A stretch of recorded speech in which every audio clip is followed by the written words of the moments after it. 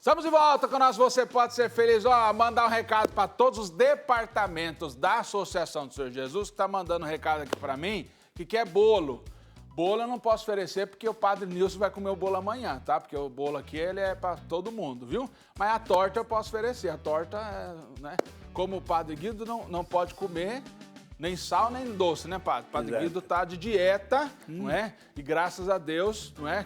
Eu sempre agradeço quem tá de dieta, viu, gente? Eu fico feliz quem tá de dieta porque sobra para nós, tá vendo? Não é? Graças a Deus o Val também não pode doce, porque na sábado nós comemos a torta lá de churros, então é uma maravilha isso, viu? Mas nós vamos mandar um pedacinho para vocês, tá bom, gente? Pode continuar ligando, 0 operadora 1938796620. O nosso papo tá muito bom com o Padre Guido, temos participações, com certeza tá tocando o seu coração. No próximo bloco, que é o último bloco, a gente reza o terço, as 2 dezenas e já termina o nosso programa, tá? Nós vamos deixar para concluir o nosso programa hoje com a oração das 2 dezenas do nosso terço, maravilha? Vamos para a participação. Cassirlene Andrade Correia, ela é de Amargosa, deve ser aonde Amargosa? Espírito Santo, deve ser, acho que é, não é? Só tá o E, deve ser o Espírito Santo, né? Sua bênção, Padre Alexandre, Deus abençoe, viu, minha irmã, você? O seu alto astral me encanta. Muito obrigado, minha filha, Deus abençoe você também, viu? Jesus misericordioso, com suas mãos sanguentadas, Nossa Senhora lhe abençoe, amém. Peço oração por mim, pela minha causa na justiça e pela minha família, por meu trabalho missionário e voluntário, por meus afiliados, familiares e pelo Brasil. Minha irmã, vamos colocar você em oração, tá? Entregar sua vida, seu trabalho, a sua missão também de evangelizadora, maravilha. Raimundo Oliveira, bom dia, Padre, bom dia, Raimunda. Nada nos faz mais feliz a não ser o amor de Deus. Buscamos sempre estar na sua presença. Que maravilha, dona Raimunda. Está na presença de, aliás, o Padre Guido dizia isso, não é? Como citando Santa Teresinha, tudo que nós vamos fazer durante todo o nosso dia é uma oração, não é? Como Santa Teresinha dizia, cada colher de sopa, de comida, aquilo que nós estamos fazendo é uma oração ao Senhor, porque Ele nos dá graça e nos faz experimentar sempre o seu amor.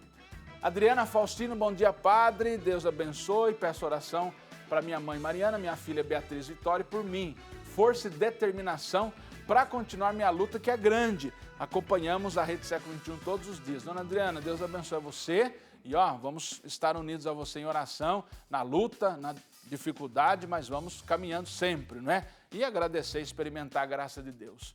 Jorge Gomes Caires, graça e paz, vossas bênçãos, padres. Deus abençoe, viu? Bênção dobrada aqui hoje, seu Jorge. No meu conceito, o mundo tem propagado o ter. As pessoas têm buscado as coisas do mundo e acabam se afastando do amor de Deus. E acaba gerando nas pessoas a falta de esperança e a fé acaba se esfriando. Essas pessoas mergulham em uma realidade onde Deus não tem mais lugar em suas vidas. De fato, Jorge, é aquilo que nós estamos até conversando, né, Padre? No nosso intervalo aqui, eu com o Padre Guido conversando. As pessoas vão ocupando o vazio que encontram dentro de si com outras coisas. E às vezes as outras coisas não preenchem o vazio. Por isso que tem muita gente que busca, inclusive religiões. Tem gente que passa por tudo quanto é religião, dizendo que está buscando, estou buscando Deus, mas não encontrei lugar nenhum. Minha filha, meu filho, a gente precisa se encontrar com o Senhor para que Ele preencha a nossa vida sempre. Não são coisas ou situações ou pessoas que vai ocupar o nosso coração, não é? E aí Deus vai se afastando mesmo, né? Pauliana Noronha, bom dia a todos, a paz do Senhor. O que nos afasta do amor de Deus é a falta de oração, de esperança e o nosso imediatismo, pois é difícil esperar a hora da providência de Deus em nossa vida. Muito bem, Pauliana. Deus abençoe você também, a sua vida, as suas necessidades. Vamos rezar, é claro, pelas suas intenções. E claro, a gente não pode querer tudo para ontem, tá? Kátia Moraes, bom dia. O que nos afasta do amor de Deus é a autossuficiência, o egocentrismo e a falta de fé. O tempo hoje prega a ciência no lugar de Deus. E os mais jovens acreditam nisso. Até nas escolas se prega que a inteligência e o saber é mais importante que Deus.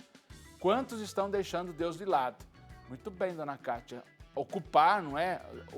Deus precisa ter um lugar na nossa vida. E para que Ele tenha, é por isso que a gente vive essa fidelidade sempre. Padre, aproveitando essas tantas colocações aí, não é? Nós falamos desse mundo tecnológico que a gente vive, que é muito bom, é claro, evidentemente, né? A tecnologia sempre é bom e ajuda, mas a tecnologia também, os nossos irmãos e irmãs falaram ali, né? Muitas coisas ocupando o lugar de Deus. Se a gente toma cuidado, nós tiramos a família, o lugar da família, o lugar do encontro que o senhor falava aí, de tomar um cafezinho, de conversar. Ocupa-se com essas coisas, né? Exato. Olha, Padre Alessandro, quando eu venho aqui no século XXI, demoro 4 horas de ônibus, não tem mais nem um bom dia, nem boa tarde, nem boa noite com quem está sentado ao teu lado. Cada um parte para o seu mundo pessoal, uma coisinha no ouvido, né? E aí pronto. E dá até medo, porque uma pessoa cria um mundo pessoal esquecendo que vive numa sociedade. E nós notamos que as crianças de hoje, sobretudo, são as maiores vítimas deste recurso que, sim, usado com de sobriedade e também na medida certa, é um grande passo da ciência, certo? Mas, ao mesmo tempo, pode tornar-se um grave perigo, porque exatamente pode transformar-se num verdadeiro Deus, com letra minúscula, para o qual se encontra sempre o tempo. Até na hora de uma refeição, hoje é de modo a falar de refeição, né? Se come tendo ao lado o celular. E o diálogo com o celular continua. Quindi não existe mais um tempo hábil também no diálogo com os pais, com os irmãos, aquela família que encontra na hora da mesa, através da alegria, do sorriso, digamos assim, a vida, a expressão mais básica, digamos assim, do seu modo de ser e de agir. Cuidado. É aí que nós devemos intervir sempre com a nossa vontade e, se nós somos pais, intervir também com a nossa autoridade. Nunca proibindo, mas educando a ter um equilíbrio, não é a mesma coisa. Educando a ter um equilíbrio no uso correto desses instrumentos que acabam praticamente tornando-se muito comuns e, inclusive, não compartilhando até os ideais que nós gostaríamos que uma criança tivesse. Um exemplo muito prático, a escola, os colégios. Eu trabalho de manhã, no sentido que celebro uma missa num colégio mantido por religiosas. Na hora que eu saio, bem cedo de manhã, bate com o horário da chegada dos meninos. As irmãs prepararam inúmeras brincadeiras para os meninos passar aqueles 10, 15 minutos antes de começar as aulas. Não tem ninguém. Logo se formam os grupinhos, um colando os deveres do outro, através do celular, mostrando tantas coisas, tantas novidades, para quê? Então, um dia eu chamei a coordenadora, a diretora do colégio, e falei, irmã, nós também temos um colégio e colocamos no contrato, certo, da matrícula com os pais, esta cláusula que na hora do expediente do colégio nós não permitimos o uso. Qualquer coisa, na secretaria tem o telefone do papai e da mamãe, se acontecer alguma coisa, entramos logo em contato. E estamos sendo respeitados. Sabe o que me respondeu a diretora daquele colégio? Padre, nós fizemos a mesma coisa. Na nossa frente os pais assinaram, mas logo em seguida a comissão dos pais entrou na justiça e mandou tirar. Então estamos fazendo um furo na água. Sim, sim. Entendeu? De um lado, sentimos a necessidade de crescer e de melhorar. Pelo outro, não estamos oferecendo os meios. Portanto, é a responsabilidade nossa, de pessoas adultas, saber educar. Às vezes eu chego a perguntar até na igreja, alguém aqui presente que usa o celular, seria capaz de ficar um dia inteiro sem usá-lo? São pouquíssimas pessoas que levantam a mão. Aliás, tem um programa, padre, eu vi esses dias um programa numa TV fechada, na TV paga, que a família se propôs a ficar um final de semana sem celular. E aí como é que depois eles fazem como é que faz ou seja, o resultado, né? Como é que foi esses dias sem celular? E aí é interessante que a mãe dizia o seguinte: nos primeiros dias foi como se eles tivessem aquela abstinência, como um vício do álcool, aquelas coisas.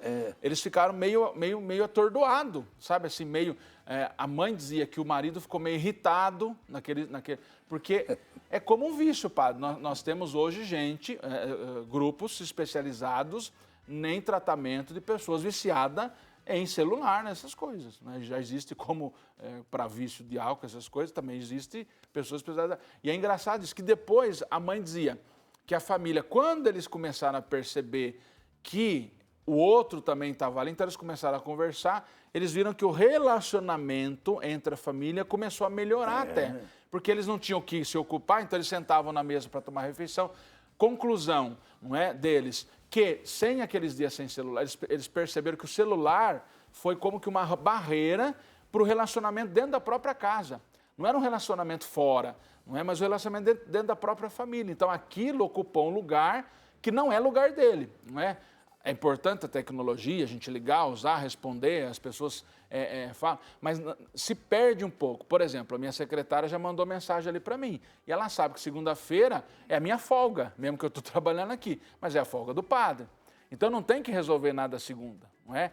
Mas as pessoas, porque com o WhatsApp você perde um pouco a noção do tempo. Exato. E o senhor sabe que eu já ouvi uma história o seguinte, que advogados orientaram que você não pode pedir nada para a sua funcionária, mesmo que for por telefone, fora do horário do trabalho dela. Enquanto ela está trabalhando, eu posso mandar mensagem para ela pedindo que ela faça. Fora disso, você não pode mandar, porque ela não pode trabalhar mesmo que... É verdade esses negócios. Eu fiquei até com medo desse negócio, né? Porque hoje em dia... Então, o celular ocupa um lugar que muitas vezes é centro de vida, de relação. Não é?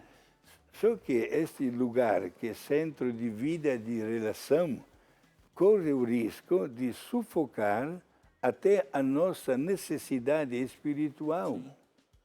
Isto é, a presença de um Deus que acompanha a minha vida, acabo colocando Deus, talvez, lá no final do dia. Antes de fechar os olhos, eu vou fazer uma oração. Isto é, se coloca Deus no escanteio, digamos assim. Não se sente a necessidade, neste instante, de dialogar com Ele. Mas se coloca porque a minha família é católica e fui formado assim. Não, meus amigos. Todos nós, mesmo não tendo o obstáculo de 4 paredes, como Santa Teresinha, Menino Jesus, mas vivendo na sociedade, nós todos devemos sempre dar a prioridade ao nosso diálogo com Deus.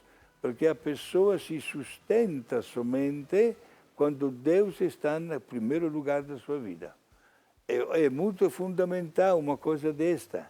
Portanto, vamos dar a Deus o que é de Deus. Deus não quer absolutamente que haja um exagero até dos nossos desejos, que inclusive não poderá nunca ser realizado. É porque até o celular... todos têm, também eu, aqui está no meu bolso, todos têm. Mas o celular pode ser um instrumento não de formação, mas de negação dos valores professados. Certo? É aí que acontece. Se dá mais valor, digamos assim, às coisas fáceis a ser alcançadas, e no final do dia nos encontramos de mãos vazias. Isso é uma coisa muito negativa e que não ajuda na formação cristã. Agora, entrando mais uma vez na parte central do nosso do tema de hoje, né? Como é importante colocar Deus em primeiro lugar. Aí sim que podemos todos, diante de um sistema de rotina de tantas ações que nós repetimos durante o dia, valorizar estas ações. É aí que nós notaremos que precisamos dar a Deus a prioridade. Precisamos louvar a Deus por tudo o que acontece. E por isso, quando nós abrimos os olhos para mais um dia de vida, o primeiro pensamento é que seja de ação de graças pela noite que passou e desde já vamos consagrar o que nós realizaremos no decorrer do dia. Padre Alexandre, na minha juventude, no ano 1966, portanto 54 anos atrás, tivemos a possibilidade, sou italiano, de assistir lá na Itália a um filme, O Diário de Anna Frank, que é uma menina judia, né, que foi perseguida pelo nazista e que terminou a sua vida no campo de extermínio e que, escondendo-se, ela com toda a família de hebreus, dentro de uma casa, escrevia o diário sem nunca sair de lá. Mas quando foi presa, o diário ela deixou cair no chão, foi encontrado e através desse diário foi feito também até o filme. Não sei como foi, Padre Alexandre, me veio a inspiração de começar a escrever o diário. Hoje eu estou com 54 agendas, não deito à noite se não escrevo uma página do diário. E por incrível que pareça, não há uma página igual a outra. Olha como Deus é grande. E às vezes quero ver o que 35 anos atrás, no dia de 10 de fevereiro, o que eu fiz? Mas pronto, pego o diário. Me faz até lembrar. Isto é, todas as oportunidades que Deus nos oferece, de tantas coisas diferentes, nos momentos alegres, também quando choramos, porque estão soprando os ventos contrários da nossa vida, quando Deus ocupa o primeiro lugar, não nasce dentro de nós a revolta. Por isso as pessoas que dizem, estou numa crise depressiva, porque parece que Deus está surdo diante dos meus pedidos, ou porque me aconteceu esta desgraça. Deus não quer o mal de ninguém. Digamos a verdade sem ofender quem trabalha na medicina, mas se dependesse de nós, não deveria existir nem uma farmácia na esquina. Menos ainda os hospitais, e nem se fala da morte. Mas a nossa vida não foi criada para ser eterna aqui na Terra, onde podemos passar por tantas belas experiências e realizações, como também por tanto sofrimento. E não esqueçamos que o caminho que Jesus escolheu para a santificação não foi aquele da salva de palmas, dos elogios, uma bela coroa de ouro na cabeça, nada disso. Pegou o caminho, escolheu o caminho da mortificação, da rejeição, da pobreza e, digamos, das perseguições. E olha, até hoje, o verdadeiro cristão consagra a Deus o seu momento presente, aceitando tudo como manifestação da divina vontade.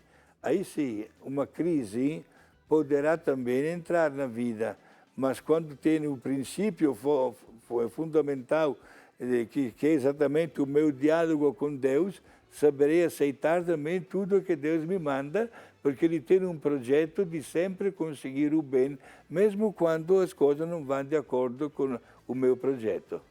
Padre, o amor de Deus é experimentado na graça e também nos momentos difíceis, não é? Sim. Porque às vezes tem gente que fala isso, né? Eu estou vivendo um momento difícil, Deus não está presente. E às vezes a gente tem essa convicção, a gente abraça isso, de que nos momentos ruins, nos problemas, nas enfermidades, Deus se esqueceu da gente. Não, minha gente, a gente experimenta sempre o amor de Deus. Como eu sempre digo, é a gente que às vezes deixa Deus de lado e ocupa-se com outras coisas, não é? Sim, é bastante comum também para nós padres, por exemplo, na hora até de encomendar um morto, ouvir pessoas que dizem por que Deus fez isso conosco. Que mal fez esta pessoa que só fez tantas coisas boas, por que mereceu morrer? Não cabe a nós dar uma resposta e, sobretudo, acusar a Deus como se fosse o autor do mal. Deus não quer o mal de ninguém, certo? Deus sabe que o caminho para a santidade enfrenta esse tipo de situações, sabe? Mas, repito, estará sempre presente, sobretudo quando as coisas não vão bem. Ed é aí que nós entendemos. uma coisa muito fundamental. Por que se colocam crucifixos até nos lugares onde as pessoas sofrem, nos hospitais, por exemplo? Por que é costume até na hora da morte colocar um terço nas mãos da pessoa falecida? Por que esta nossa manifestação de fé bem naquela hora tão difícil? Para dizer que estamos devolvendo nas mãos de Deus aquela pessoa que por tantos anos compartilhou da nossa vida, dos nossos projetos de vida, da nossa família, etc. Nunca ficar revoltados diante de Deus, meus amigos, nunca. E, sobretudo, também para evitar este pensamento muito negativo, sempre ter dentro de nós a presença dele, que nos ajuda a evitar as ocasiões do pecado, a manter sempre a nossa cabeça bem ocupada, a saber confortar também as pessoas que vivem e que passam por momentos difíceis. E se notamos o nosso irmão que erra, nos ajuda também a corrigir os erros. São aquelas obras chamadas de misericórdia espiritual, que acompanham as 7 obras de misericórdia corporal. E vale a pena lembrá-las, né? As obras de misericórdia corporal, já assinamos no outro bloco, dar de comer quem tem fome, dar de beber quem tem sede, vestir os nus, hospedar os romeiros, corrigir dos vícios as pessoas, né? Visitar os doentes e os presos e sepultar os mortos. Estas 7 obras de misericórdia corporal, pode conferir o Evangelho de Mateus, capítulo 25, versículo 34 a 36, batem com as 7 obras de misericórdia espiritual que o Catecismo nos apresenta e que nos ajuda a pôr em prática. Dar bons conselhos, instruir os menos esclarecidos, corrigir os que erram, confortar os aflitos, perdoar as ofensas, suportar a fraqueza do próximo e rezar pelos vivos e pelos mortos. Tá aí, padre, o caminho para você viver esse amor de Deus. Né? Gente, nós precisamos fazer um intervalo, porque nosso próximo bloco a gente reza com você, entrega a sua vida nas mãos de Nossa Senhora. A gente quer agradecer, padre, obrigado, viu? Uma alegria tê-lo sempre aqui, não é? Alegria partilhar da sua sabedoria, não é? Do seu ensinamento e nos ajudar também a abrir caminhos para a graça de Deus na nossa vida. Obrigado, estamos aqui à disposição, né? É o nosso sacerdócio, a nossa opção de vida para o bem de tantas pessoas que Deus entrega diariamente aos nossos cuidados pastorais. Com certeza.